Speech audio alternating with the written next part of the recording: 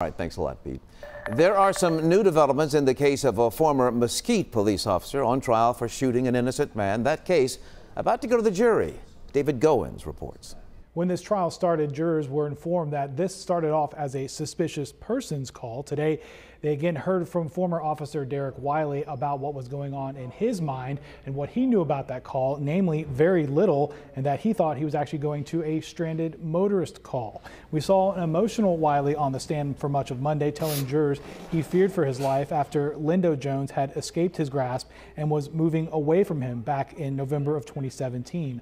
Wiley shot the unarmed Jones twice in the back. Defense attorneys are working to present what they call a totality of circumstance defense, which is everything that was going on in Wiley's mind that led him to using deadly force.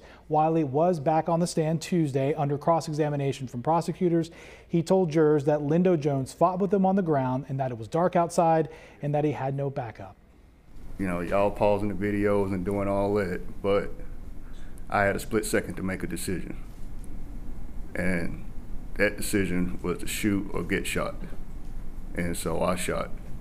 The defense also called two expert witnesses that testified that former Officer Wiley's use of deadly force in this case, in their words, were justified. Certainly a lot of evidence for the jury to consider during deliberations. That will likely start sometime tomorrow. They will hear closing arguments in the morning at 9.